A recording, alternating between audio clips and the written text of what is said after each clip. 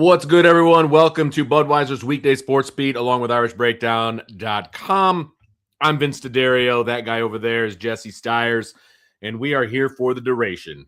Sean Stiers is en route to Texas for the Sweet 16, baby. The women's basketball team, obviously, with a big upset. I mean, it was a big upset win. Not that we think it's an upset. Depends we thought on who you ask. Yeah, exactly. But I made $200 on the night because of someone else's mistakes.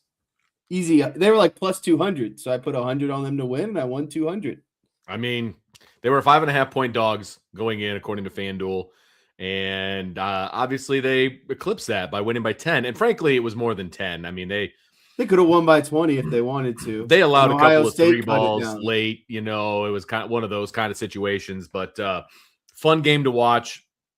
I mean, when Notre Dame goes down 11-0 at the beginning of the game, you're like, ooh, I'm not sure. Well, my buddy texted me earlier in the day, and he was like, is this Notre Dame money line worth it? And that's what drew my attention, because I was like, oh, it'll be pretty even, probably favor Ohio State a little bit. But I saw his plus 200. I was like, dude, I'm putting 100 on it. You should do the same. And he did. And I was still working a little bit when the game started. And he texted. He was blowing me up when it was 11-0. He's like, you're an idiot. And then he goes, and then 5 minutes later, he goes, maybe I'm the idiot for believing you. And then I texted him at halftime. I said, are you calm down now? You know, like, are you doing okay? After they went on like a 24-4 run or whatever, 27-4. Yeah, it was a good day for the Irish. So they've got a game on Friday, I believe at 2:30, I want to say 1:30, 2:30, something along those lines, against Vanderbilt. Should be a good matchup. They have a very elite guard. Notre Dame has a very elite guard, so that'll be interesting. And to your point yesterday, because I was listening to the show yesterday as I was out there at JV girls lacrosse over at Penn High School. How'd I sound? I mean, you sounded fantastic, and the points that you made were even better. Thank you. It's not about what Hannah is going to do. It wasn't about in the Ohio State game what their stud was going to do. It's about the other four. Yeah. And that is going to be the case for here on out until the season is over for Notre Dame. So, you know, it's going to be a fun one to watch. Again, I believe it's at 2:30. Sean will have more details tomorrow when he's on. But he's en route right now to Texas for the Sweet 16. They're good. They left nice and early. Make sure you listen to the game on the radio. You might get scorned like I did yesterday. Did you get in trouble? Well, I was bringing up, some of the things some of the points that they were making, some of the commentary that was made. He was like, wait, you hung yourself out to dry on that. I did. Yeah. I did. I was trying to, that's what you get, Vince, for trying to create good content and topics and add to conversation. Yep. You just extend yourself a little bit too far. Yeah, I am guilty of watching it on television as well and not listening to it on the radio. Well, the hard part is when they go to commercials, because the rate, like, sometimes it gets out of sync, and I know. I as much as I love my father, it is hard to resync it after every TV timeout, and so it is complicated. You have to be dedicated to do it that way. You do. You have to be locked in. Or I could just go back to the 60s and act like there's no television. And just sit there and listen to it on the app. Yeah. I mean, you could do that. I've done that. I usually listen when I'm in the car, that kind of a thing. And there are times where I will take the time to sync it up. And obviously it's better. There's no doubt about it. It's better. When are we going to get how like the MLB, I think when you're watching on Apple TV, yes. When are we going to get the radio, when we could just switch over to the radio version? I need that for all viewing purposes. You're not wrong. And, speaking of radio play-by-play, if you're not in town for the Blue Gold game and you don't have Peacock, and even if you do have Peacock, Odyssey app, WSBT radio, you're going to want to listen to it. Sean Stiers on the play-by-play. You got me, Jesse, doing the color. It's going to be a crowded booth. I'm not sure if one of us is going to have to go second level, how that's going to work. Maybe a little spotter. But we might have to have a spotter. I don't know. We might have to have a spotter. But also, the radio station is switching frequencies as well. Okay, see how we all tie it all together? Yes, on Saturday at noon, I do believe, we are officially not switching frequencies. We are adding a frequency. We're going back to FM, a 96.1 FM. So get it on your dial. It's still on my dial from the last time that we were 96.1 FM. So get it on your preset.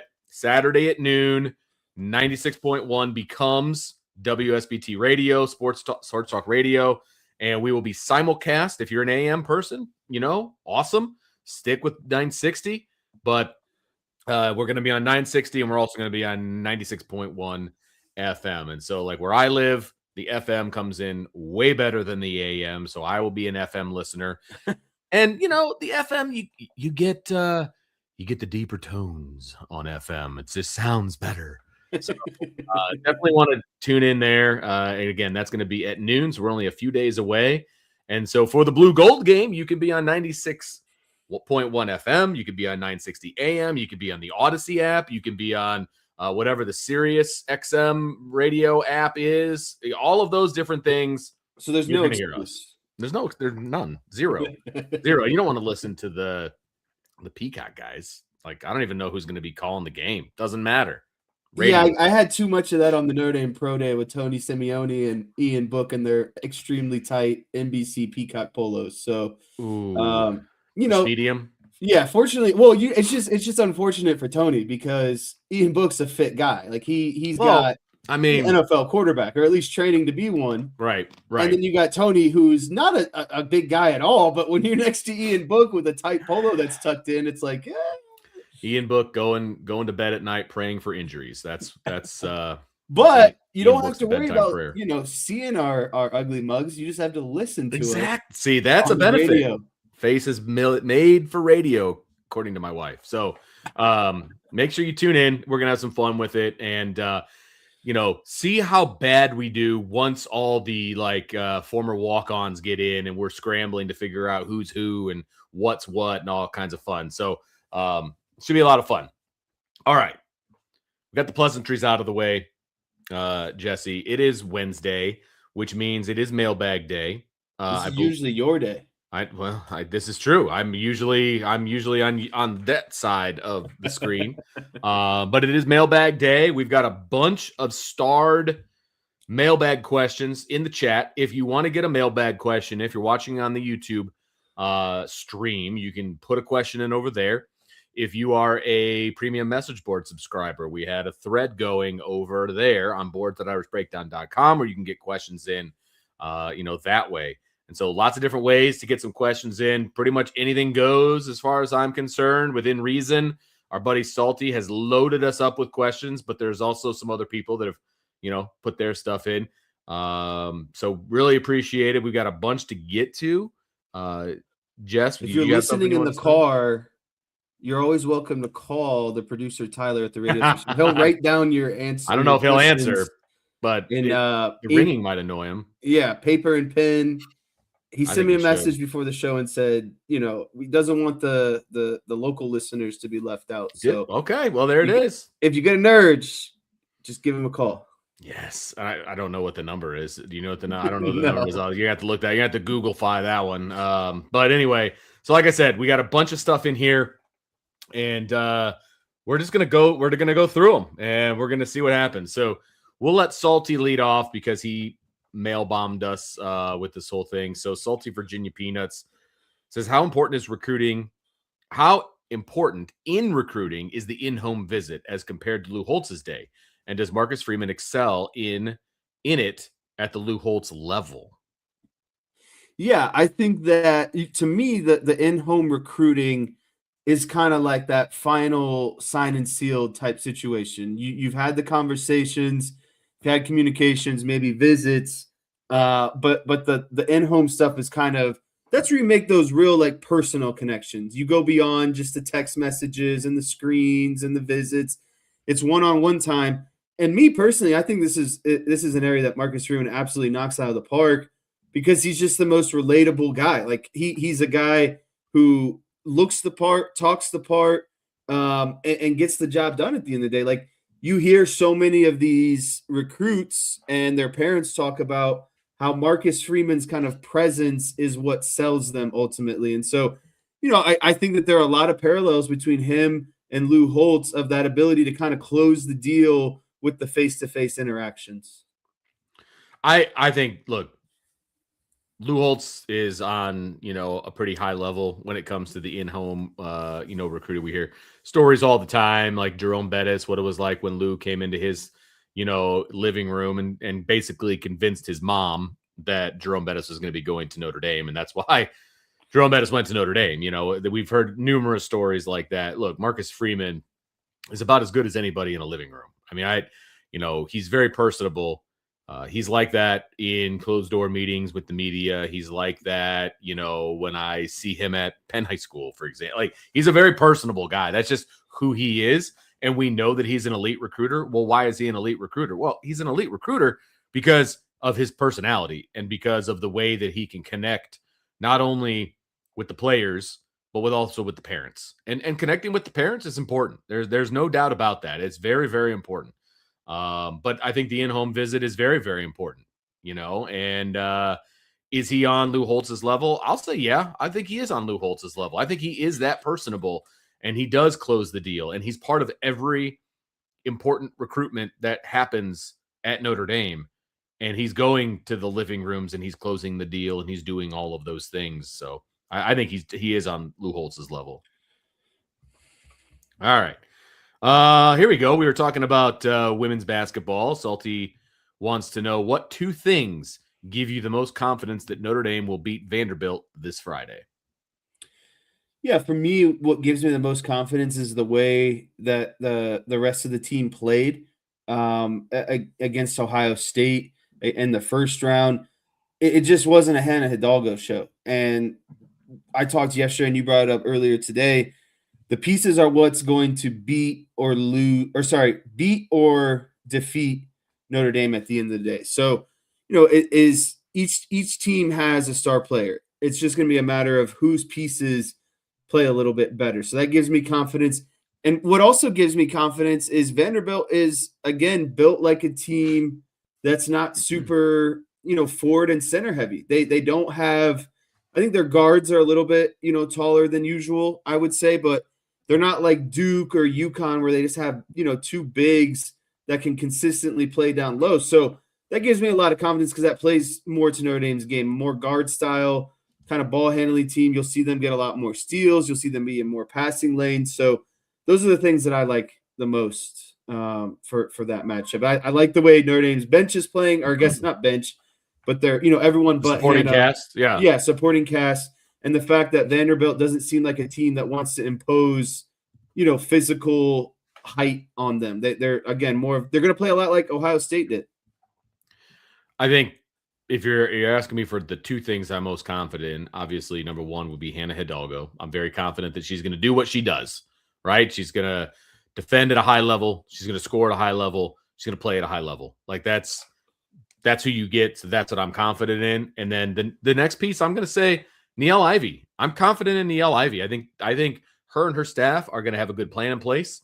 They're going to be ready to go for Vanderbilt. They're not going to be looking ahead to UConn, which would be the next game. If they can get past Vanderbilt, they're not going to be looking ahead. They're going to be focused on Vanderbilt because Vanderbilt is a formidable opponent. There's no doubt about it. I mean, look, Notre Dame's going to be in the dark jerseys the rest of the way.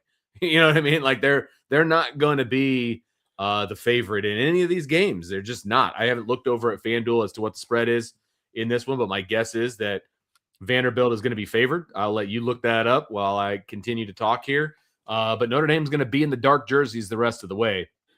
And, they match up well with Vanderbilt. And Niele Ivey's going to have them ready to go. So those are the two things I'm most confident in. It's Hannah and Niele. And Niele knows what it takes. And I know she hasn't made it out of the Sweet 16 round yet. And what a better group to do it with than this one. Because there were zero expectations on this group, as opposed to some other teams that she's had. Zero expectations. And if she takes this group to the first Elite Eight in her tenure, I think that says a lot about coaching. And I think she deserves it. Okay, Vince. So the spread is 5.5. Again, Notre Dame is plus 185 to win. Just pretty much the same line that it was for that Ohio State game. What's crazy, though, is there's in the Sweet 16, obviously that means there's 8 games.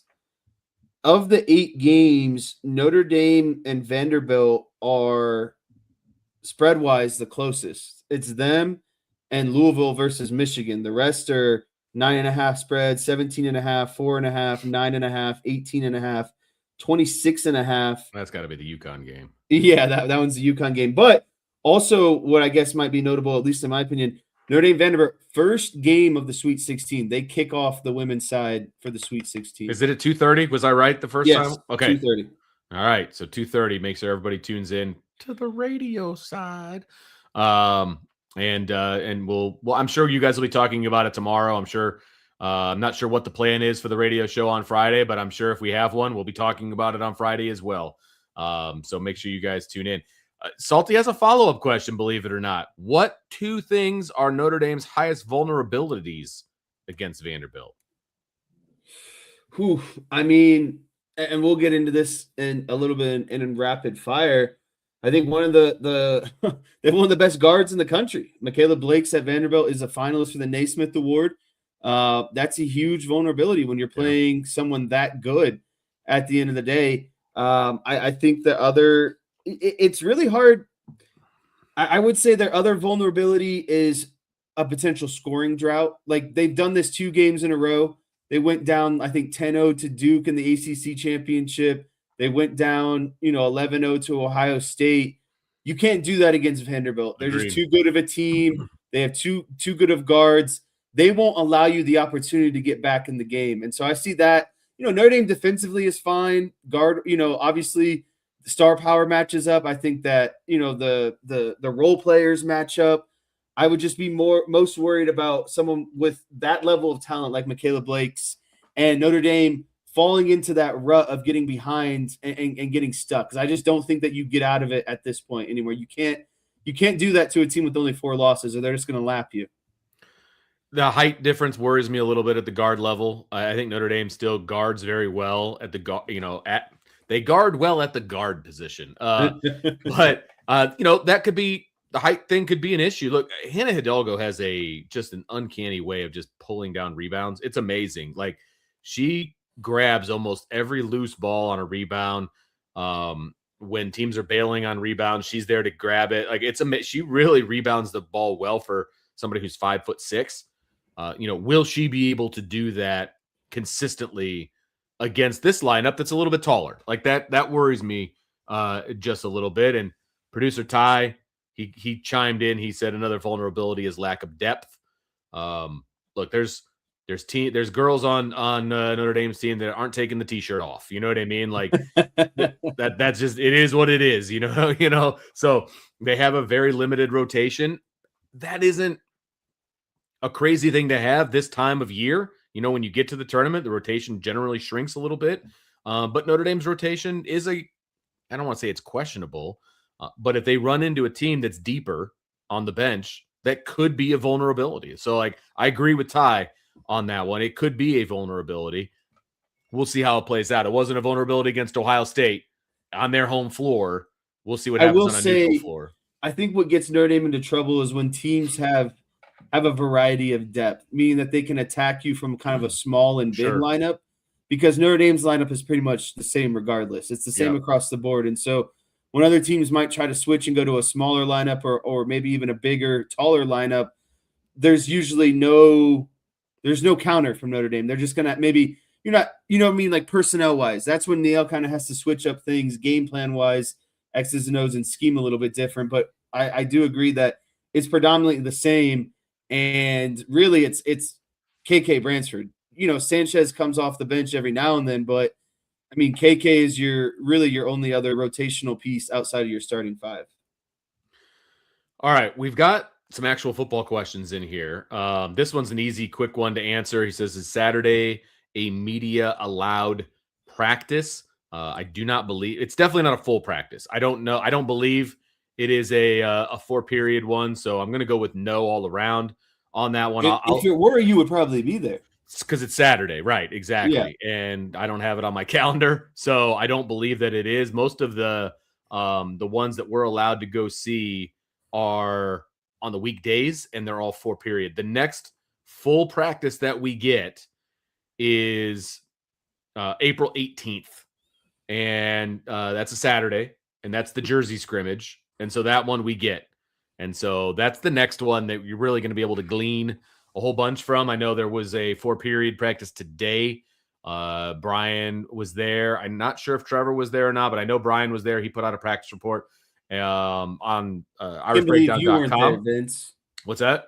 So I can't believe you weren't there. It's pretty selfish. I was at school. Yeah, 4-period. That's going to be tough for me to take half a day off to go to a 4-period practice. But there's a practice report I know on irishbreakdown.com. There is also a podcast version of the practice report that I published at 4:30 today. So it's out there that Brian and Trevor talked about during their 1:00 show. So you can get it from an audio version. You can get it from a written version. And then there's also a bunch of pro day stuff out there as well. So you can check all of that out. But no, it is not a full practice, Coach. I can definitely tell you that. All right. Can you help my man Rene Martinez out here a little bit? I think he got in here a little bit late. Frank, that's what he calls Sean. I'm surprised you haven't heard about this yet. I have not. He's the number one fan of Frank, and he's also the number one fan of women's basketball. Oh, nice. They're en route to Fort Worth, Texas right now. So You just missed them. Unfortunately, you're stuck with these two bozos instead. Sorry. But it's mailbag day, so not really a whole lot can go wrong. I almost had to bail on you, Jesse. Really? Yeah, because I run the start-finish line for all the Penn track and field events, and they moved the meet from tomorrow to today because of potential inclement weather tomorrow. Oh. And I was like, look, man, I got a date with Jesse. I cannot do the you track can't be meet. Switching stuff up this last second. That's what I'm saying. Like, I realize the weather is a thing, but like, I'm a regimented, Do they realize how many jobs that you have? You got to be one place to the next. They realize it, but they don't. You know what I mean? Like, that's where we're at. That's where it sucks. It's like people are like, oh, they'll pat you on the back. Vince, you guys. But then when push comes to shove, they're like, well, we still expect you to be here. Right. 100%. So they're figuring it out. They're probably at about the 4x8 right now. They'll figure it out. I'm not worried about them. And then they'll realize how great it is when I'm there. Absence makes the heart grow fonder. So that's where we'll be on that. An interesting one here. And obviously you played college football, so I think you can really answer this very well. I don't know if you ever had a coaching change in your room while you were in college or not. I did. But this is a great question from Joe Allen. He says, do you think there's a learning curve or learning opportunities for the new position coaches, just like there are for new players? Yeah, I do think that there is a learning curve. I do think, though, that Notre Dame was very strategic about who they brought in as replacements. So while, yes, there is a learning curve, I still think a lot of things really are, Notre Dame and Marcus Sherman realizes the importance of this season. You can't be bringing in coaches that you got to, retrain, reteach. Like, they did their homework. They did their due diligence. A lot of these guys are stepping in and just kind of picking up, passing the baton of where things left off. But I can say, when I was in college, I went through a head coaching change. And then the next year, my position coach became the head coach. And then I got a new position coach on top of that. So I had a new head coach and a new position coach in the same season. And I don't know. I felt like it was probably a stronger impact just because of where I was playing. Wasn't quite necessarily Notre Dame and, everything that they're expecting next season in terms of a national championship run. But it definitely was a learning curve. You had my linebacker coach kind of switched up, kind of philosophy a little bit of, how he wants his backers to play, kind of some overall philosophy of, dropping into space, just little things here and there. And so I felt like I had built up a good rapport with that, with my position coach. And then when you get a new one who kind of comes in with maybe a little bit new philosophy, maybe they want their linebackers to play a different way, maybe a more of a hybrid style. Like, it just really, it kind of set me back a little bit. I'm not going to lie. So there is definitely a learning curve when you get, new coaches, just like when new players come in. Yeah, and I agree with you completely. Obviously, I didn't play at the college level, but there's always going to be a learning curve when a new position coach comes in because they are going to have different expectations. They're going to have different points of emphasis, I think is a good way to put it. Certain coaches focus on certain things, and then other coaches focus on other things. Is that going to show big picture when you and I are watching the games on Saturdays in the Yeah. fall? Probably not. But from the day to day and meetings and how you watch film and, like I said, just like the points of emphasis, they're different. And there's a learning curve for the players, and there's also a learning curve for the coaches. Now, I wouldn't mind being, let's say, the new linebackers coach, because there's a boatload of talent in that room. You know what I mean? Like, there's a boatload of talent in the secondary. There's a boatload of talent on the, defensive line. Like, they're walking into some really, really good situations. And while there is a learning curve, while you learn who your guys are, who the leaders are in your room, who the vocal guys are, whatever the case may be, you got to learn your guys. You can only learn so much from watching film. You got to see these guys in action in person. You got to be with them in the meeting rooms. You got to see them in the weight room. All of those things goes to the relationship that you have with your players. And so there's absolutely a learning curve. And spring is the perfect opportunity to get that learning curve taken, get it figured out. Because then when the fall hits, you hit the ground running and you're ready to go. So that's basically what the spring is. It's a chance for the new players, the new coaches, everybody to just get their feet wet, learn each other, get it all figured out. Because at the end of the day, there's nothing riding on the spring. It is, It's just a massive trial and error. Yeah, it's all practice and a learning. 100%. And you're moving parts around and pieces and seeing who fits where and everything. That way, when you get to fall, you're ready to go. It's like I was talking to one of my buddies today because MLB season starts tomorrow, and he was freaking out about Cabrera, one of the starting pitchers that the Cubs acquired, because he hasn't been looking good in spring training. I was like, listen, dude, no starting pitcher is going full throttle in spring training. A lot of guys are testing new pitches, testing new, arm slots, just little things here and there. And I was like, and if, to be honest, why would a pitcher show his best in the spring? Like why would he sell out and show his best in the spring? And so it kind of translates to this, in my opinion. You're not putting your best out there in spring ball. Spring ball is about trying new things, moving guys around, seeing how things go. Because when fall camp hits and the season starts, you're locked in. There's no more of that unless an injury happens. And so spring gives you that opportunity to kind of test things out, move some pieces around, learn a little bit, learn your coaches, learn your new players. And then by the time the fall comes, this is one synchronized oil machine. That's 100%. All right. It is the bottom of the hour, so we are going to take a quick break. And then when we come back, we will finish up with Mailbag Wednesday. And we've got a bunch more in the hopper. We'll try to get to as many as we can. Like I said, we'll do that on the other side of the break. You're listening to Budweiser's Weekday Sports Beat along with IrishBreakdown.com.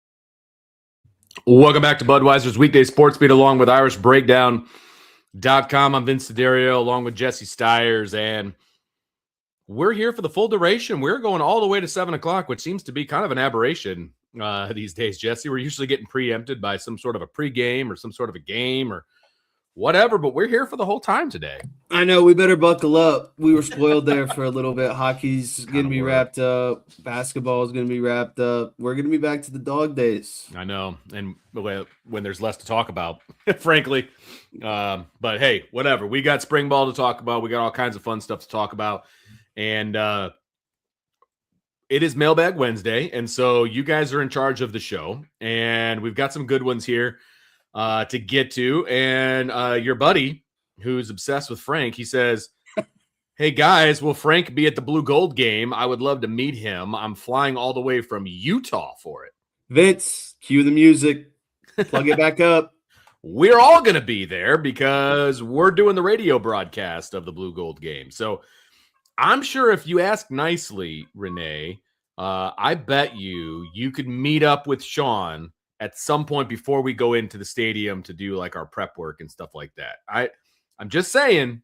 I usually need a pre-radio pop as well. So yes. if we got to stop and have a little, that's what I'm saying. Diet Coke to get me ready, get the vocals warmed up, I wouldn't be mad either. 100%. I think we could probably make that happen. I know there's contemplation of an IB meetup, prior to the game. So I think there's a good chance. I don't want to speak for him since he's en route to Fort Worth, Texas right now with the women's basketball team and the Sweet 16. But I think there's a chance, Jesse. I think there's a chance. So, all right. We got some other football questions in here. We also have some stuff over at IrishBreakdown.com and the Champions Lounge. So I will pull those up as well. Here's kind of a big picture, like college football-ish question here from Coach Ben. It says, obviously with the transfer portal program, trajectories can change in an instant. But aside from Notre Dame and IU, which program do you think has the best 2-year projection at this moment? It's a good question. It's a really good question. That's asking a lot of intimate knowledge. It is. I need to look at some teams real quick. Hang on. Do you have any? Well, inkling here. Yeah. So this is a situation for me. Like it can change in an instant. So I'm looking at the teams that have been consistently, towards the top, right? You've got your Oregons, you've got your Texases, you've got your Georgias, you've got your Alabamas, right? Like you got your Ohio States.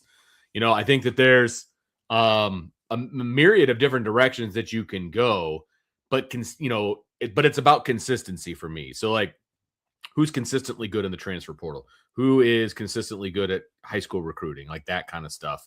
I'm probably Ohio State seems like the easiest answer for me, as much as I don't want it to be. I feel like Ohio State might be the answer here. What are you thinking? So I'm going to have a little bit of fun with this because I think like that. This is I appreciate the question. It's a really good question, but it's so hard sometimes. It's like doing a preseason rankings, it's like I don't know until I know type situation. Sure. So I actually get to see some of these teams in action, once the season starts. But I'll just kind of give you my gut instincts. I think Texas is up there for me. I think Sarkisian is right on that bubble of winning the big game. I think he's consistently, you've got Arch Manning. You've had a lot of high-end draft picks coming out on offense and defensive side of the ball consistently. You're returning a ton of production next season. I just like that. And I think college football is such a quarterback-driven sport, more so than the NFL. And I like Arch Manning. I think he was given a lot of expectations last year. Sure. For a guy who needed to work through some stuff. They obviously play a tough schedule. So I think year 2 of Arch, I think Sarkisian is developing nice. So I'm going to go with Texas. Yep. This is going to maybe make a lot of people mad here. Well, maybe not mad because I don't know how much people ultimately care at the end of the day.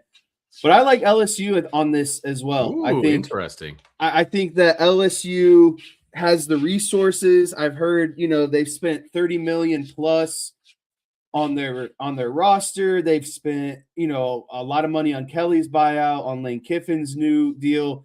They're willing to spend the money first and foremost. I think they've got their head coach now who has a proven track record of winning in the SEC. It's not Brian Kelly, who never, was a coach in the SEC. Take that for what you want. Yep. And I think Lane Kiffin is a really good recruiter, and he does well in the transfer portal. So I wouldn't be surprised if we finally kind of see that final push or uptick from LSU here, because it's not like Brian Kelly did horrible at the end of the day. He was like 9-3, I think, maybe like 8-4 at worst. And so I think Lane Kiffin can bridge that gap and give you those 2-3 wins in the regular season that you weren't getting with Brian Kelly. So let me ask you this question.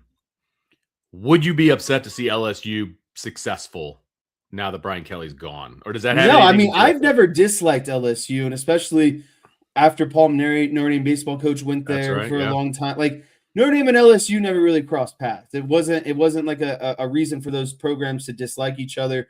Paul won a national championship at LSU. I would never root against LSU.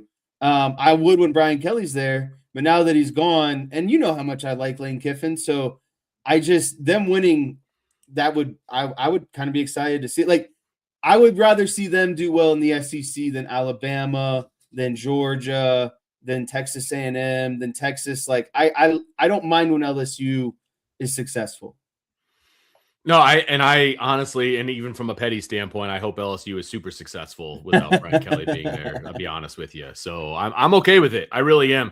And I think they have one of the coolest midfield logos out there. Yeah. Just the tiger eye, and how there's really no outline to it. It just kind of wisps off into it's cool, man. Like it is really cool. I'd love to go see a game down there. I would too. That's a really good call. That's a really, really good call. Yeah, I have more to say about that some other time, but I agree with you. I would love to go down to Death Valley and watch a game at night. I think that'd be a lot of fun. All right, let's go back to Salty. He's got an interesting question here. He says, Jadarian Price remained RB2 at Notre Dame despite high dollar offers to transfer. Does Notre Dame's 4 for 40 potential outweigh an immediate high payday? This is an interesting question. So can you elaborate? I think I know what 4 for 40 means, but can you basically Notre Dame's education piece? Does that trump any money that you would make elsewhere? Essentially, I mean, so it's like this to me is like the question that you see pop up maybe on social media, or you're at like a little game night with your friends and you start kind of playing like just kind of like not stupid questions, but just like my friends and I ask each other like what if questions all the time. Oh, yeah. Like, would you rather questions all the time. This is like the question of, would you rather have $1 million right now, or would you rather get $1 million for the, once a year, every year type situation? And I think this is it. It's, do you want the instant glorification, or do you want to invest in yourself and have a contingency plan if football doesn't go well? Because if you are as good as you say you are, like Notre Dame's giving you money. They might not be giving you top tier, but they're going to give you competitive money. They're going to be up there. They might not be the top dollar amount. So you're still getting something. And obviously, if you think you're really good and deserve more money, you think your chances of being in the NFL are really good. And so you're going to get paid in the NFL as well. Let's say all of that goes bad and, you go elsewhere.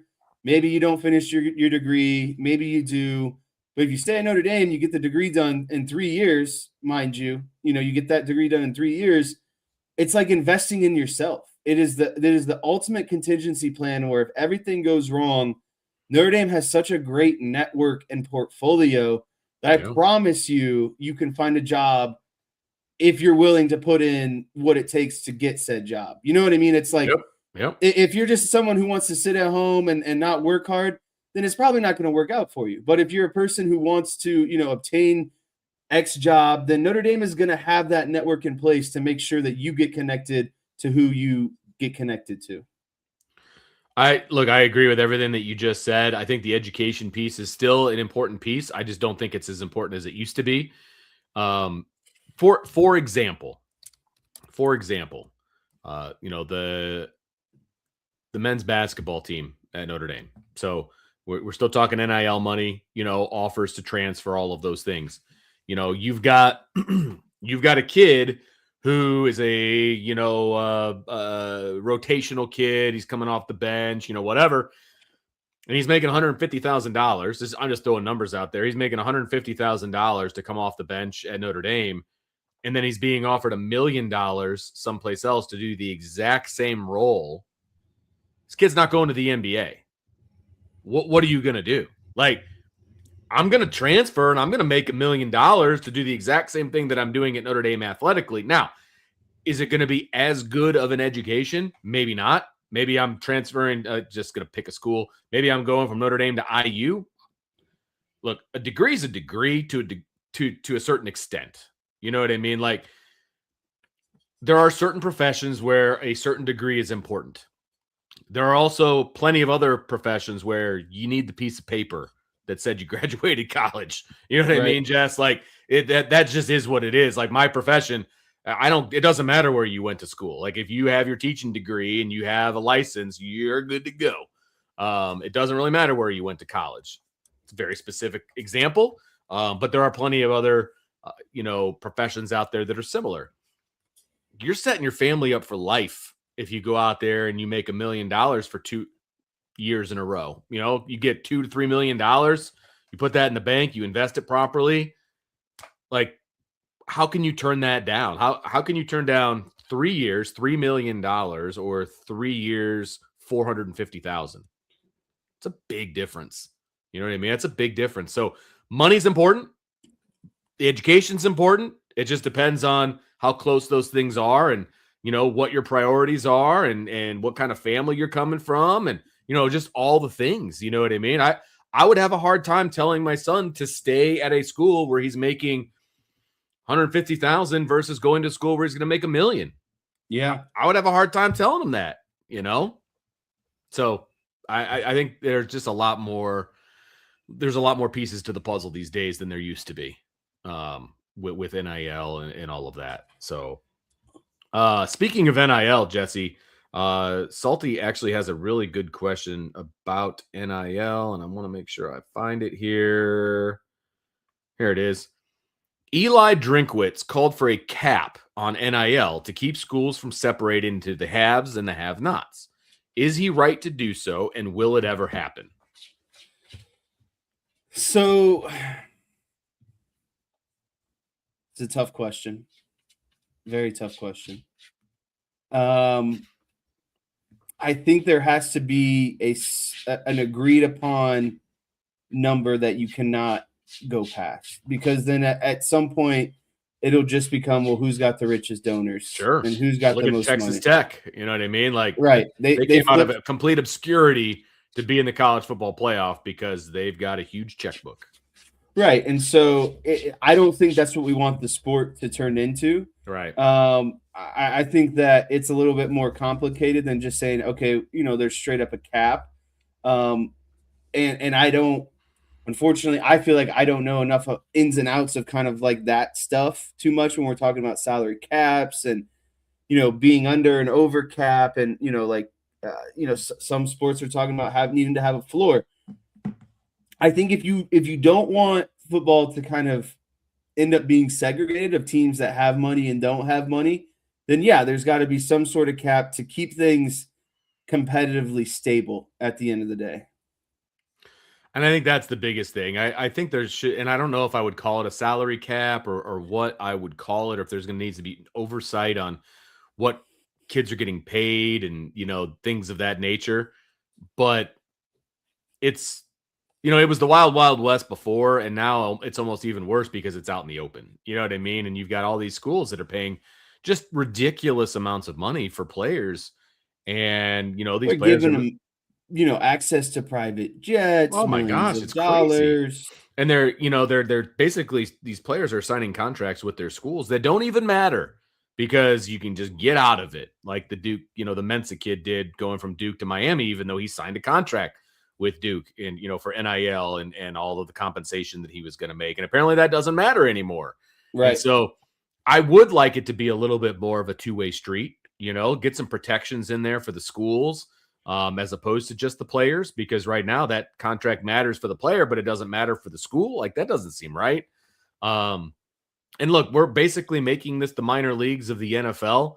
The NFL has a salary cap, and I realize there's only 32 teams involved, and you're talking about 130 plus teams in college football, and there are haves and have-nots, because you're not getting paid the same amount to go to Ball State that you're getting paid to go to IU, and they're like an hour and a half away from each other. But I think there has to be something in place. The problem is, I think the toothpaste is out of the tube, and I don't know how you put it back in. Right. That's my biggest issue right now. Like, they've let it get so out of control that I don't know that you can get back at it. And that's the biggest issue. All right, we've got some questions over from the board. I definitely want to get to a couple of them. I'm not going to pull them up. I'm just going to go ahead and read them. And so ND Blitz has a couple of good ones. His first one, and this could be a quick answer, Jess. What are your favorite things about spring football? Yeah, my favorite thing about spring football is just seeing the new faces, whether it's recruits, transfer portals, coaches, and just seeing a lot of guys that you're probably not going to see a ton of during the regular season, and how they've continued to progress. Everyone knows about the star players and the starters because they're starters, but how is the depth going? How is someone like Cam Williams progressing? How is someone like Micah Gilbert progressing? That's the stuff that you get to see in spring, is the development of guys, and then them having to ultimately come to the conclusion of, is this still the best fit for me? And I think there's something joyful about that, because you get to showcase your abilities, and if that's not enough, then you get to go to a place that's a better fit for you. I'm going to be really weird, I guess, on this one. Like, my favorite thing about spring is like the New Jersey numbers and like, that kind of stuff. And, it's fun. Yeah, exactly. Like I dig that. You see younger guys actually being able to get numbers that they want, as opposed to numbers that they were just given when they got here, that kind of a thing. Cause maybe a veteran had it, or, whatever the case may be. So I'm weird like that. I dig numbers and jerseys and that kind of stuff. Like, when I was, coaching Jesse back in the day, we assigned jersey numbers to all the kids because I wanted certain numbers to be at certain positions. Like, I'm weird like that. Like, that's why I did what I did. Like, all my linebackers were single digits. I don't know why, but I did.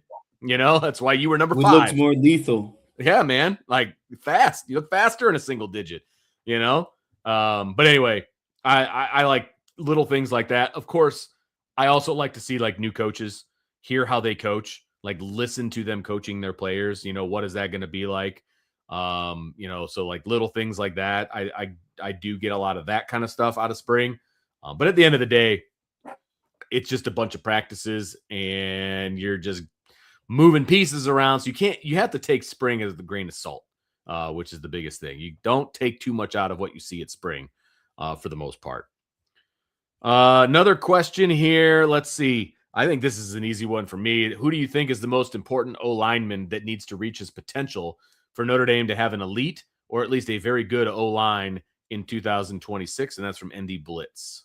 Can you repeat the first part again? Sorry. No, you're good. Who do you think is the most important offensive lineman that needs to reach his potential for them to be good? I think it's Will Black. Maybe 100%. That's too easy of a question, too easy of a response. But yep, that's what he unlocks everything else. He Yeah. allows everyone else to kind of go. Like, your best offensive line is unlocked if Will Black is your starting tackle. Yep. 100%. He's your left tackle. He's important beyond measure. He allows you to move Anthony Knapp inside, which is more of a natural position for him, and he's going to dominate at left guard.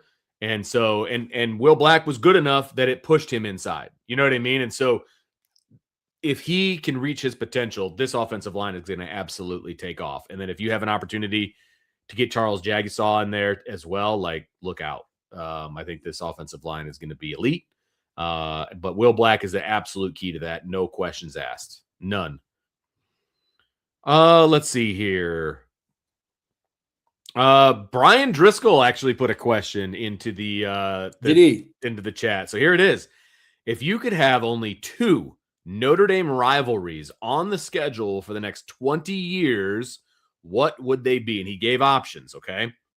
USC, Michigan, Navy, Miami, Michigan State, Purdue, and Stanford.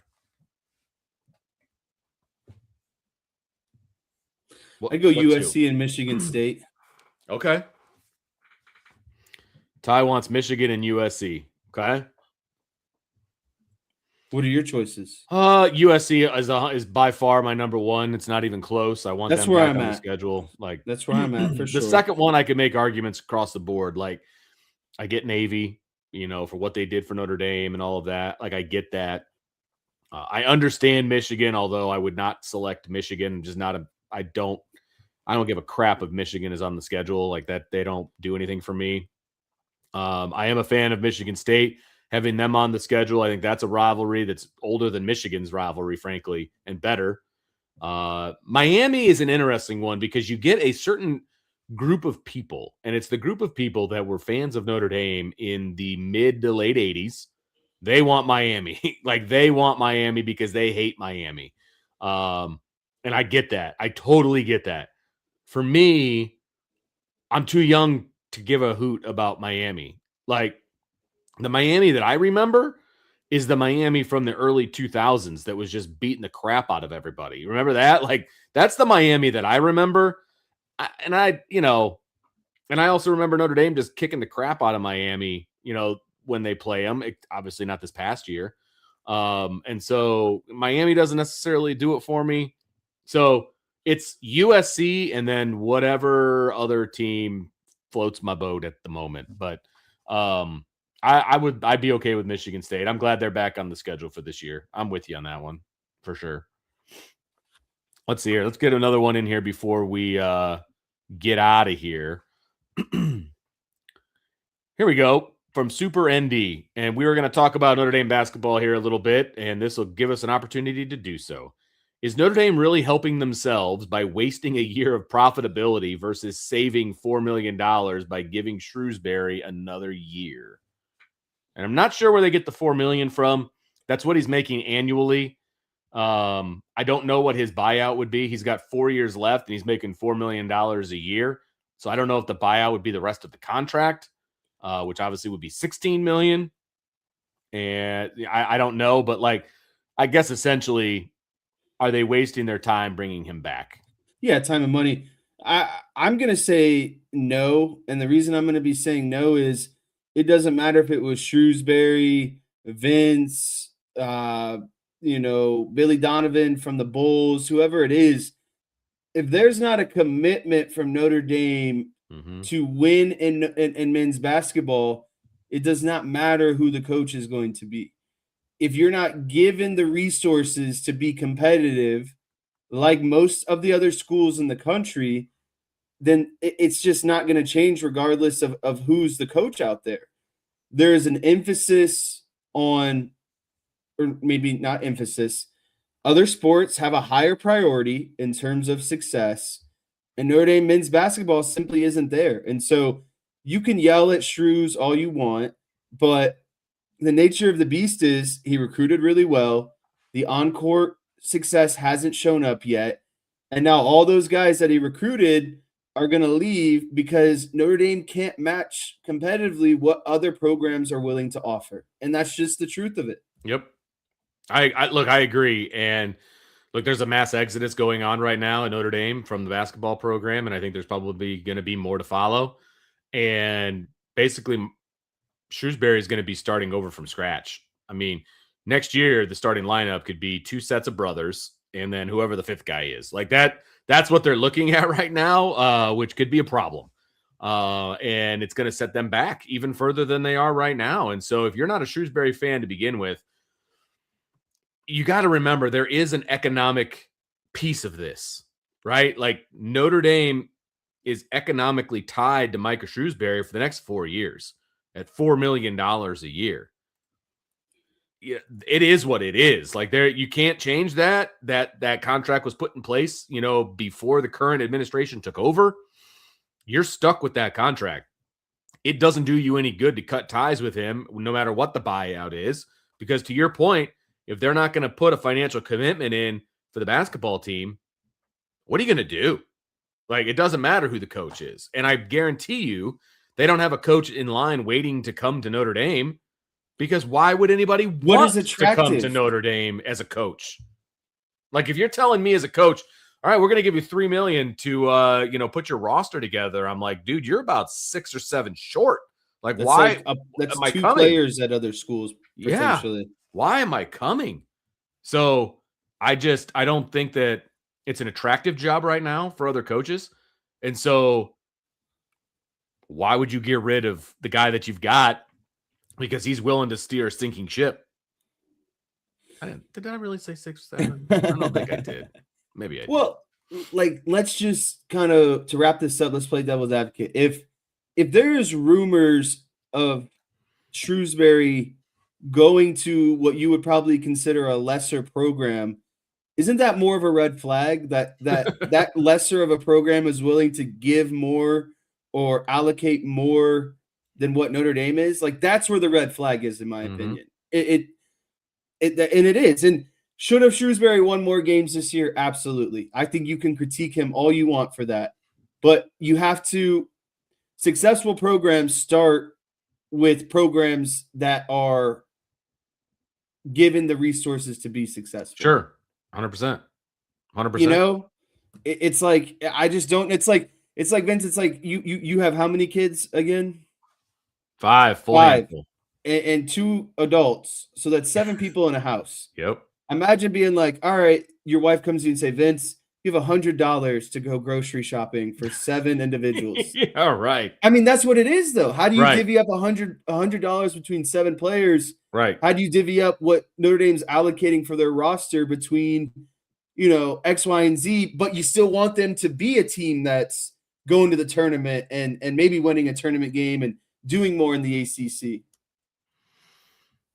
Yeah, no, 100%. I'm with you 100%. And real quick, before we get into the break at the top of the hour, we are a local radio station as well. So there was some breaking news that just came across my computer. Marion High School has fired their head basketball coach, Rob Berger. And so that job is going to be open now that they're into the off season.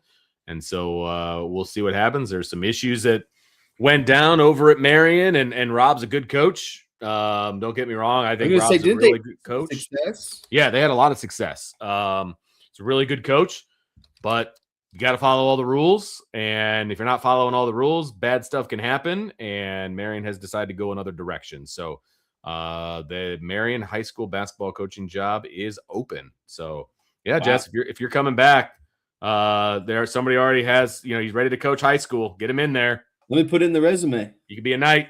Come on back to the South Bend, Mishawaka area, brother. All right. We got a lot more to get to, but it is the top of the hour, so we are going to take a break. But when we come back, we've got rapid fire. We may even throw in some more mailbag questions. We'll kind of see how it goes. But you are listening to Budweiser's Weekday Sports Beat along with IrishBreakdown.com.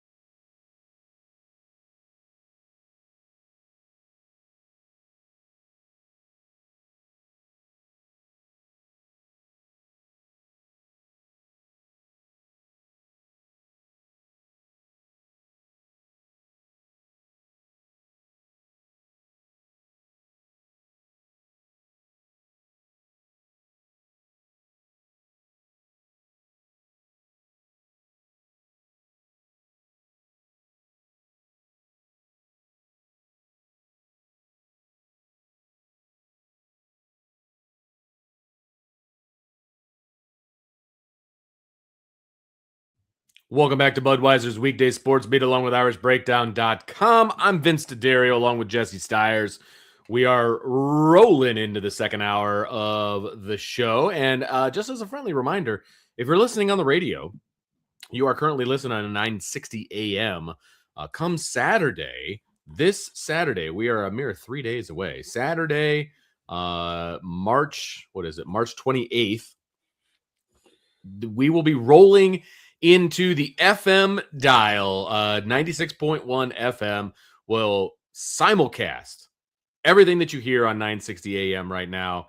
So make sure you check that out. Again, some people don't get the AM stations as well as the FM. That is me personally. So I'll be switching over to the FM side of things on Saturday at noon is the magic hour. So definitely check that out. We will be on 960 AM as well as 96.1 FM moving forward. So there's our little announcement at the top of the hour. We've got some time left, Jesse, but oh man, it is about that time. Are you ready for some rapid fire? I am. I know There's you're a lot ready. of diversity on this list. And you know what? I'm not surprised. You're the man when it comes to the rapid fire. All right, here we go. The Naismith Award announced the finalists for Women's College Basketball Player of the Year. Among them are Lauren Betts from UCLA, Ozzie Fudd from UConn, Sarah Strong from UConn, and Michaela Blakes from Vanderbilt. What is your initial reaction to the list, Jesse? I've got 3 initial reactions, Vince. Oh. 1, 2, 3. First, I think the biggest and the most obvious, no Hannah Hidalgo on this list is very discouraging. Snub. There's only one player since 2000 to average 20 points, 5 assists, 5 rebounds, and 5 steals. That's Hannah Hidalgo. She's one of the most well-rounded players in the entire country. She won Player of the Year in her conference. She won Defensive Player of the Year. She's got like almost, I think, double the amount of steals than the person in second place. Her defense is phenomenal. Her offense is phenomenal. I don't understand how you're not on the list. That'll lead me to point number 2. How can there be 2 UConn players on the list if you're supposed to be the player of the year? How are there 2 within the same team? How are we taking votes away from 2 players on the same team? Yeah. I don't like that at all. I think you gotta choose which one is more relevant because they're only hurting each other, and I think it's unfair to the rest of the country. Like UConn's a good team. We get that, but you don't need 2 players on the player of the year list. Number 3, Michaela Blakes is on that list. And for those who don't know, she plays at Vanderbilt, and the women are traveling to Fort Worth, Texas right now to play Vanderbilt at 2:30 on Friday. So, I know Notre Dame played a really good player in Jelani Cambridge. She put up 41 points. Imagine what Michaela Blakes could do at the end of the day. So that's just, that's worrisome. That's obviously a really good player. Notre Dame's trying to make their first Elite 8 under Neil Ivey. Those are my 3 points, though, Vince. No Hannah, 2 UConn players, and you got a Vanderbilt player on there as well. I mean, you pretty much nailed it. Notre Dame's going to be very, and Notre Dame fans, for that matter, are going to be very tuned in, obviously, on Friday, and they're going to be able to see the Vanderbilt gal get after it, and they're going to be able to decide, whether they think that she should be on this list. Michaela Blake says she's a sophomore, I believe. To me, I don't know that she's put in her time to be on this list, but having 2 UConn players, I agree with you. Having 2 UConn players on this list is a little surprising, I guess is the best way to put it. Yeah, UConn's really good. I think we can all agree on that. I filled out a women's bracket. I got UConn going all the way. I think a lot of people do. Okay. And there's a reason for that. And I realize they're both really good players, but you are going to be splitting votes between the 2. And is that fair to either one of them? You know what I mean? Like, yeah, you want to honor both of them because they're both really good. Like, I get that, but I don't know that either one of them is going to win. How do you decide between the 2 when they're on an undefeated team? This is what I'm saying. So I don't know that either one of them is going to win because it's going to be split. I just don't know how smart that is. And the Naismith committee that put this together decided that they've got 2 players that, could be on this list. Okay, fine. I would have taken one UConn player and put Hannah Hidalgo as the 4th person. That's kind of where I'm at. Yeah, that's what I would have done. That's my biggest gripe. I don't know if that makes me biased. A little bit, but that's okay.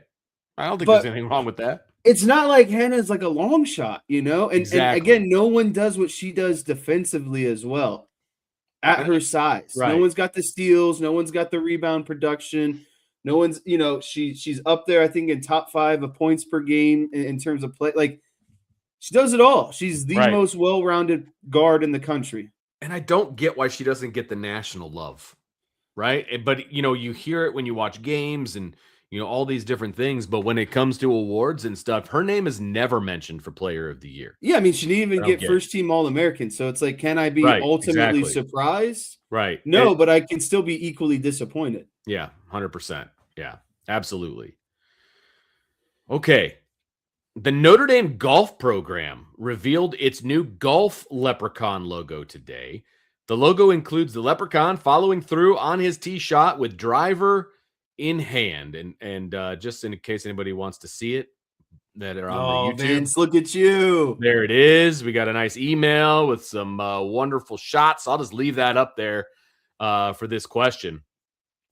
The 2025 Masters champion Rory McIlroy had this to say about the logo. Quote, "Grip looks a little strong, but I love the color of the jacket. Great logo," unquote. So, scale of 1 to 10, what would you rate the new logo? Vince, I got to give this a 10 out of 10. I think they're knocking it out of the park with all of these, sport-specific leprechaun logos. I love it. I know at the end of the day, it's just probably another marketing scheme to get each new sport a new logo, which means you're probably investing in some more gear. But Vince, the first thing I thought of was, man, where can I get a golf polo to and get one of these leprechauns on it? Because my wife and I are golfing all the time. I'm obviously always wearing, different golf polos, that sort of thing. I've got a kind of a little collection going at this point. And so it's like, of course, that's where my mind goes. I'm like, this thing looks sweet. Where can I get this guy on a polo? Is it going to be ready for when I'm there for the spring game? Maybe I pick up a polo and, the shirt for this season when it gets unveiled for the spring game. I think it's got to be at this point. So I love it. And again, I know I'm biased, but I just think that these sports related logos are awesome. They keep it simple. He's in his backswing. He's got the coattails flying up. His back foot's up on the follow through. Like, did you look at the bottom of the shoe? There's even some golf spikes going on there. A little bit of studs going on down there. His head is down the fairway. He must have just hit it 300 yards and straight. I mean, look at that face, man. So I don't know. It's just, I know it sounds at the end of the day, it's really not the most relevant or important thing, but I don't know. It's like, it's just cool. It kind of, for me, it brings that kind of kid side of things back out, of being a fan. I love this logo. It's an absolute 10 out of 10 for me. Are you at all surprised? So this is the 4th one that they've come out with. Are you at all surprised? You've got football, basketball, hockey, and now golf. Are you surprised that golf is the 4th sport at this point? Like, we're well into spring sports over at Notre Dame. You've got obviously very talented, you got fencing, you've got lacrosse, you've got baseball, you've got softball, you've, running, cross country, track, all these different sports. Golf is the 4th sport to get the logo. Vince, that's where that donor money comes from. A lot of Notre Dame. No, seriously, like think of all the people who come through, the golf courses at Notre Dame. I know you spend a lot of time there in the summertime with Gatorade. Yep. You've got the on-campus course, which is crazy. The fact that they actually have a campus or a course on campus. And then what is the one across the street? Warren. I believe. Yep. They've played senior PGA events there. They've hosted all kinds of stuff there. Do I think lacrosse is probably more deserving at the end of the day? Sure, they've got national championships, but Vince, no one comes to Notre Dame to play lacrosse. Alumni is not coming to Notre Dame to play golf. They're not setting up fundraisers and events at Notre Dame because regardless of if you're on the team or not, you can throw a polo with this logo on it in the shop, and I guarantee lots of people are going to be buying this. And so I think that's where it comes from. Am I surprised? A little bit, but everything's just so money driven, and that's where I think this decision is coming from. It's a good point. You knew football was going to be the first one out of the chute. I mean, that was obvious, Basketball is the next biggest money maker. So basketball was the next out of the chute. Hockey was an interesting one. I was a little surprised by that, but then they had sweaters with that logo right in the middle. Like they went all out. They got them on their uniforms. You know what I mean? So I thought that was interesting. And I'm guessing that the golf team is going to have polos with this right in the corner. And it's going to look real good. I want a golf towel with this logo on it. Like that's what I want. So just real simple. You don't need to, give me a $30 towel. That's where I'm at. And I can. It's funny. That's what one of my really good friends does when we go play nice courses. He always gets a little. He gets a towel. Nice. I usually get a golf ball, with the logo of the club. That's usually what I've got a nice little collection on that one. But yeah, I like it. I dig it, man. I think it's great. Joe Allen says baseball might be the next the way that we're playing. Look, man, they're ranked in the top 25. Didn't think I'd see that one coming. It would look a lot like that golf one. I think the knees would be a little bit more bent. You'd have a bat in hand, but really it would kind of look the same, I would imagine. There's some interesting things that they could do because obviously baseball. You could have the guy throwing the ball. You could have a pitcher. You could have a hitter. You could have a guy fielder. There's a million different ways you could go with baseball. So I'd be interested to see which way they go with baseball. I wouldn't mind seeing the Leprechaun on the mound throwing some heat. We'll see. All right, let's move on. Major League Baseball season opens tonight as the Yankees travel to San Francisco to play the Giants. The rest of Major League Baseball opens play tomorrow. So on a scale of 1 to 10, how excited are you for the Cubs season specifically? And I appreciate this question because you and I are both massive Cubs fans, and we talk Cubs all the time. I'll just take this one first. On my way out the door today at work at 4:30, I said to my coworker, who's also a massive Cubs fan, and obviously, look, we dress the part when we're at school. You're not wearing jeans. You're wearing the dress pants, the whole deal. I looked right at him and I said, "It's opening day tomorrow. Cubs jerseys and jeans." He's like, "Damn straight." So we're going Cubs jerseys and jeans tomorrow. If that gives you any indication about how excited I'm getting. I love that. I knew you were the right person to ask this question. You could substitute Cubs season for baseball season. I don't care. We talked about the Yankees traveling to San Francisco to play the Giants. Barry Bonds and Jameis Winston will be on the call together on Netflix tonight. I heard you guys talking about that. I may just tune in to hear that because that's what I didn't know what this is going to sound like. Man, that's a random pairing. I know. Anyways, let's not get sidetracked too far. You're right. It's a 10 out of 10. I love when baseball season gets started. We're in the dog days of football, just spring practice.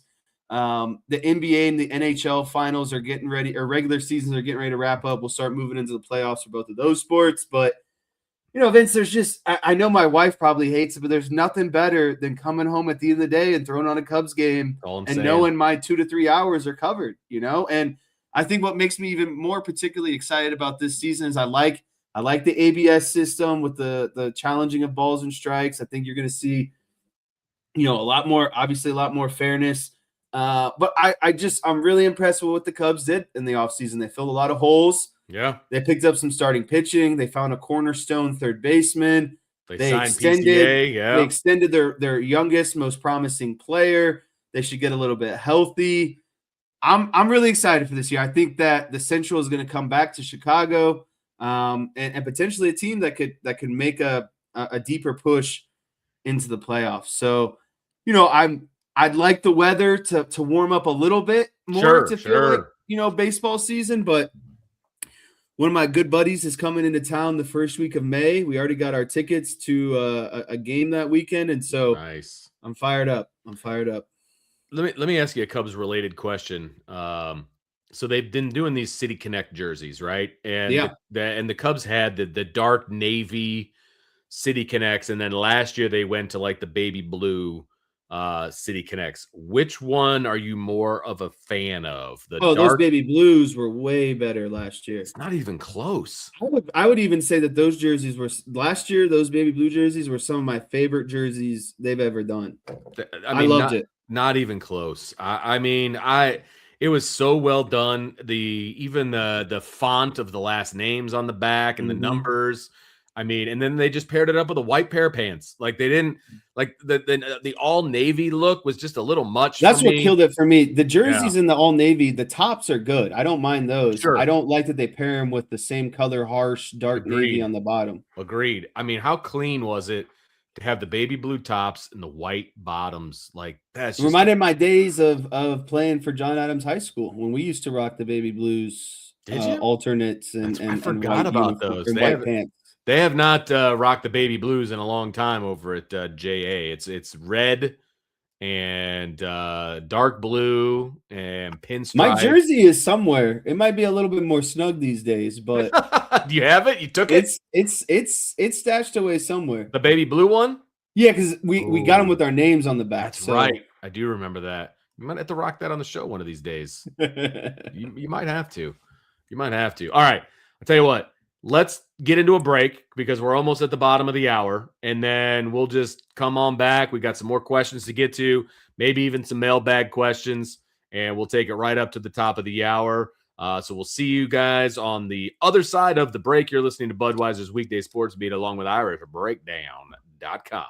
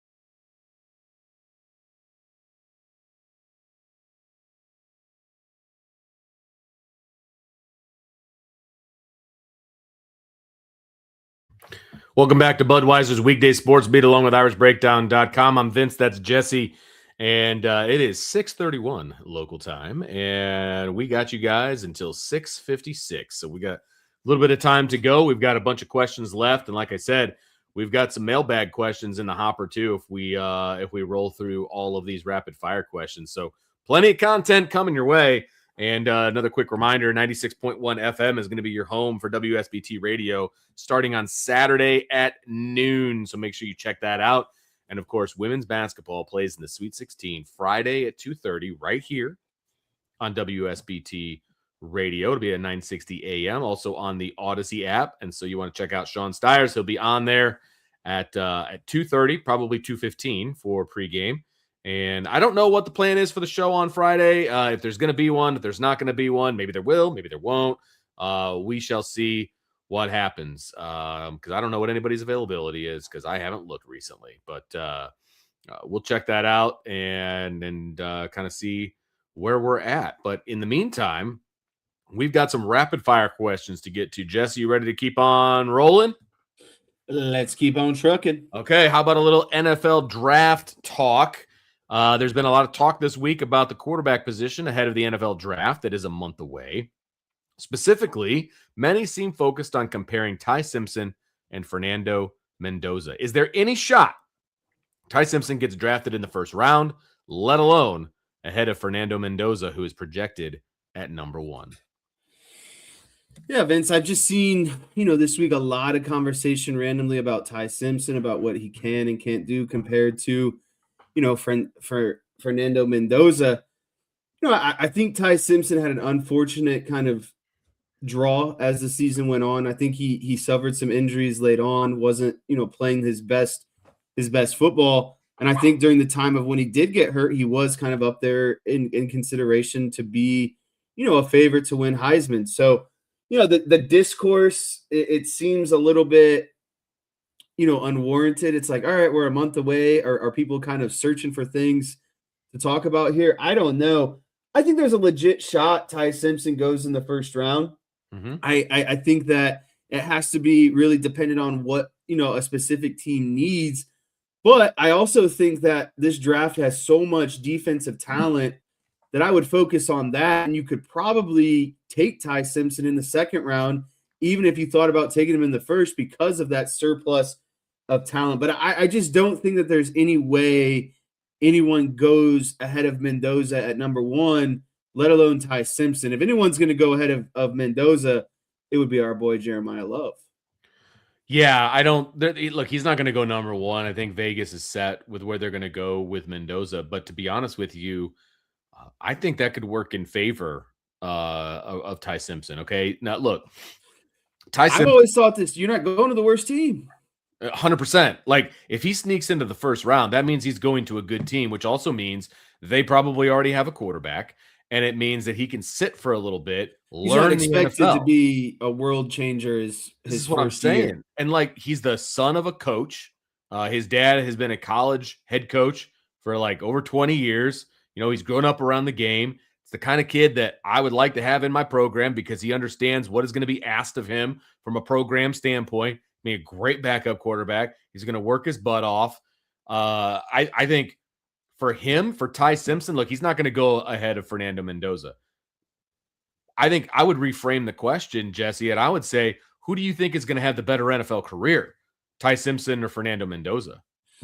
Now, this is a better question. Yeah.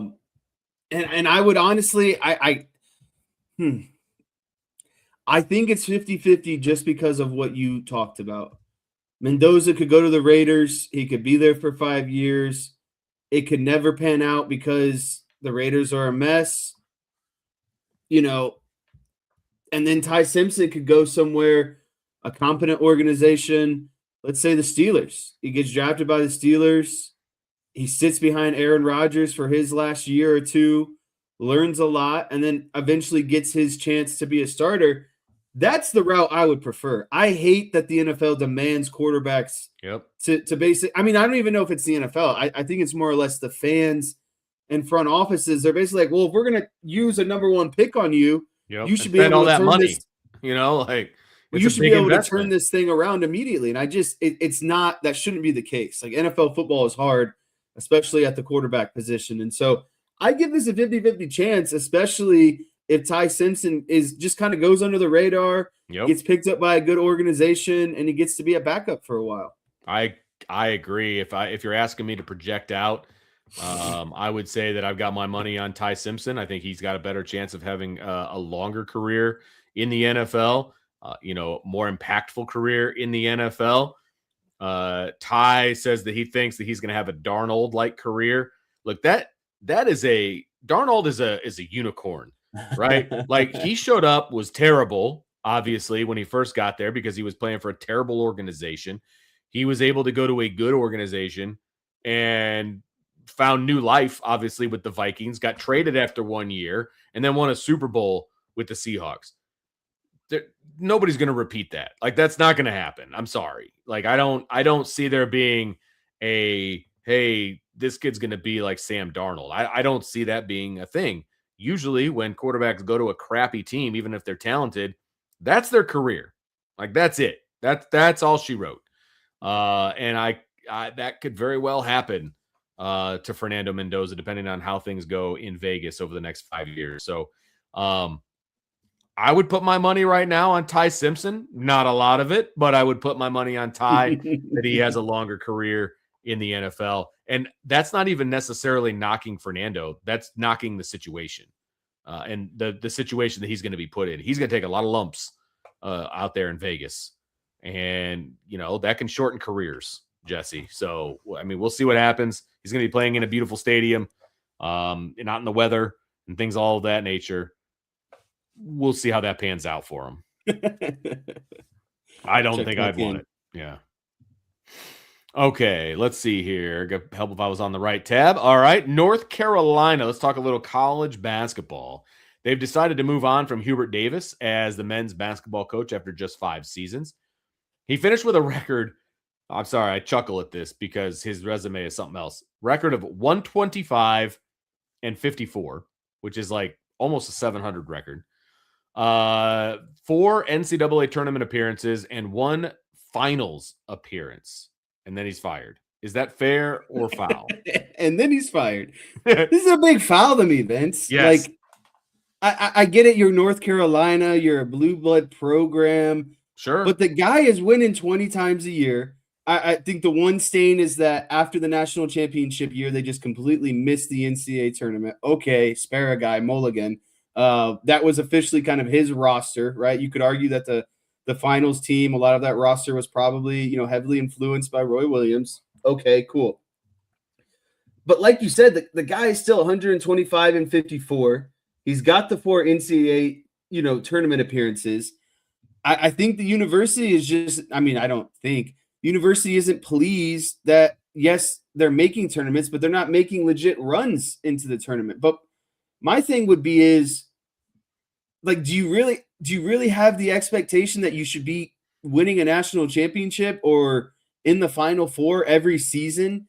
And this current era of basketball with NIL, the transfer portal, with things being so much more equal than what they were 10, 20 years ago, like, I just think we're getting a little bit that those expectations are creeping up, even even for a program like North Carolina. It's like, what are we doing at the end of the day? What does this guy have to do? Does he need to go to the Final Four every year type situation? Not realistic like that. Yeah. But like, what's a replacement look like? What's his replacement going to do? Are they going to continue to go to the tournament and now all of a sudden make these deep runs? I just hope that, I do kind of hope. I hope that this blows up in their face a little bit. Sure. And North Carolina realizes it's like, well, what better is out there at the end of the day? What more could you be asking for? Do you want someone to win you a national championship in the next 2 years? Like, is that the expectation? I don't know. But for a guy that's 125 and 54, he's gone to 4 NCAA tournament appearances in his first 5 years at a program like North Carolina, I would say he's doing a pretty good job. I agree. This is a total knee-jerk reaction based on what happened in the NCAA tournament this year. Like, that's how it feels to me. It just, Yeah, I get it. It's North Carolina. You have expectations, all of those things. I get it. I understand. But you got to take the macro view, not the micro view. You know what I mean? Like, that just doesn't make any sense. Joe Allen says maybe they'll go after Shrewsbury. That would be hilarious because I'll take Hubert Davis. Like, we can do a flippy flop if that's what you want to do. Like, I'm cool with that. I love Hubert Davis. Yeah, like let's go. Let's make a little flip flop there. I'll take the fired guy. That sounds good. But no, I just think this is just a knee jerk reaction. Like, this is a prime example of what happens when athletic directors listen to fans. You know what I mean? Like, I just, unless there was something brewing underneath, like behind the scenes that we didn't know about, like the AD and Davis don't get along, like that kind of stuff. And they were just looking for a reason to get rid of them. Okay, if that's the case, then okay, I get it. But from an outsider looking in, it feels like a knee-jerk reaction that, oh my gosh, you lost in the first round. See ya. Don't let the door hit you on the way out. Like, are you going to find somebody better? Like, this is a whole situation for me of, is the grass greener on the other side? That's what I was getting at. Yeah. Like, I don't know that that's the case right now, but I guess we'll see. I guess we'll wait and see. I just don't know that the crop of coaches out there that are available are all that great to begin with. But somebody's going to get a blue blood job in North Carolina that probably doesn't deserve it, if I'm being honest. So we'll see. And like, let's look at Bill Self won a national championship 3-4 years ago, Kansas head coach. Mm-hmm. And since then, they've gotten bounced in the second round, the first round, and the second round. Do you think Kansas is contemplating whether or not they're going to fire Bill Self? And they're just as much of a blue blood as North Carolina. I hate to break it to you. That's what I mean. Yeah, exactly. They're in that upper crest, and so I get it. Bill Self a little bit more, established. He's got a little bit more of a resume at this point than Hubert Davis does. But Hubert was on those staffs with Roy for a long time. Yep, he was. And so he should get credit for some of those wins. Exactly. Yep. And so just to cut a guy off just because, it's not like they're not making the tournament or having they're having good regular seasons. They're making the tournament. Shoot, I think one of their best players even got hurt towards the end of this season. So it's like, what are you supposed to do with that? And so I don't know. It would be like, in my opinion, Kansas being like, you know what, Bill, you won us a championship 4 years ago, but you've been getting bounced in the tournament early every year ever since. So I think we're just going to cut the tie here. I don't get it. The grass is not always greener. And I don't think North Carolina is going to get a better coach. I was legitimately surprised when I saw that one come across the wire. Like, that one legitimately surprised me, especially the speed at which they did it. Like, he just lost last week. There must be someone out there that they feel like they can't miss and they got to close on. Right. He lost less than a week ago. And it's like, oh, yep, bye. I don't get it. All right. Back to college football. TCU head coach Sonny Dykes recently did an interview discussing Josh Hoover and his recent transfer to IU. Of course, he used to be the quarterback at TCU. He was quoted to say, quote, Josh started 31 games here as a quarterback. He turned the ball over 42 times, unquote. Is this commentary more of an indictment of him as a coach or Hoover as a quarterback? I just thought it was wild for a head coach to come on here, or not even on here, sorry, to get in front of a microphone, right, and say that bold of a statement. Like, Marcus Freeman would never grab a microphone and say, you know what, CJ Carr, he was here for 3 years. Look, the prime example is Steve Angeli, right? He wasn't like a consistent starter, obviously, at Notre Dame, but he was around the program for a really long time and lost the starting job, right? So, like, that would be like Marcus Freeman telling somebody that, we didn't really need Steve, and he was a turnover machine, and we used to have a nickname for him. To throw the underneath stuff, the over the top stuff. Yeah, we had a nickname for him in the locker room. We called him Check Down Charlie. Like, obviously we're joking, but like that is on par with basically what he said. And so to me, when you get in front of a microphone and you say something like this, yet Cignetti, guy who is ultimately the hottest coach in college football right now, turned around one of the worst programs in college football history, went undefeated and won a national championship, has been considered a quarterback guru the last 2 seasons with transfer quarterbacks. He turned Mendoza into a Heisman. The year before, I can't remember the guy's name. He turned him around, ended up being a solid quarterback. It was oh gosh, why can't I think of his name? I know. It's going to frustrate me as well. It's right there. Like I could see the back of his jersey. But anyways, if that guy is interested in Hoover, yeah, you're talking about the turnovers that he committed while being in your program. I think that says more about you as a head coach and your shortcomings of what you got out of Hoover and how Cignetti's chomping at the bit. Because he's probably watching film and being like, these idiots aren't using him the right way. Why? Like, what is this concept? What are we doing here? Why is he doing this and that? And so I just think it's a double down bad look. You're getting in front of people saying bad stuff about a former player, but then also it's an indictment on yourself because if someone like Cignetti wants him, I guarantee he's worth something, and you didn't utilize him or maximize him as much as you should have. Salty for the win. Curtis Rourke was the QB in 2024 that Notre Dame beat in Notre Dame Stadium in the playoff. So when I originally read the question, I was thinking to myself, well, the stat itself is an indictment more on the quarterback than it is on the head coach. Because the quarterback is the one turning the ball over. You know what I mean? Ultimately making the decision. Right. The comment is a bad comment, and that is an indictment on the coach. Like, the comment itself. Like, if I'm a recruit and I'm thinking about coming to TCU, and you see a story like this come out. Let's say I've got options, right? It's not just TCU that has offered me. I've got options, right? Do I want to go play for a coach that as soon as I walk out the door, he's going to throw me under the bus? Just start airing me out, baby. Like, that's not a good look, man. So I put in my 2 weeks at work, Vince. I told you that. Yep. I've got some people within the office. I can't wait to hear how these people try to air me out when I leave. I can't wait. Maybe they already are. Yeah, but I got people, and they don't know that, though. There it is. I like it. I like it. Yeah, it's just not a good look for a head coach. You preach, like every coach preaches family and, loyalty and all of these different things. And then the guy that's supposed to be in charge of that goes and does this to a former family member. You know what I mean? Like, that's not the route to go, bro. Like, that is not the way that you want to put your program out there, put you out there, all of the above. It's just not a good look. I'm sure he'll figure that out at some point.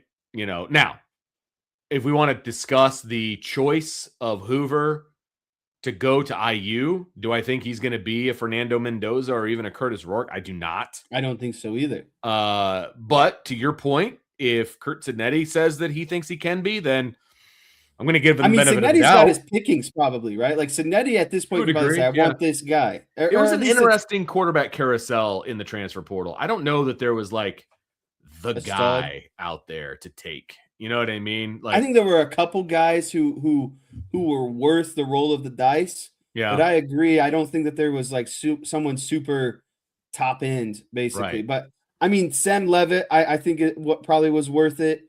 I don't think the Sorsby guy from Cincinnati is worth it at all. I don't think Mensa is worth it at all. I think Mensa is better than Levitt. But you? Yeah, I do. Okay. But that's not saying much. Like, that's not setting the bar terribly high. This shows how muddy it is, I guess. Yeah, exactly. No, 100%. Like, there was no, and look, as much as I don't think he's a great quarterback, there was no Carson Beck out there. There was no Riley Leonard. You know what I mean? There was no, like, what you think would be kind of a surefire, like, let's roll kind of a situation. There's no plug-and-play guy where you're like, this guy, we're going to be contenders. Right. I agree. I don't think that was out there this year. So I think he took the best that he thought was out there. But I'm not saying IU's going to struggle because their schedule isn't super hard, but I don't think that they're going to have the same quarterback play that they've had the past 2 years. I can't take another year of that good of football from IU. Nope. Well, now they're loaded on a lot of other places, but I just don't know that quarterback is the spot. So we'll see what happens. All right, got another one here, and this is an interesting one. You're the NBA guy, so obviously I'm going to throw this one to you.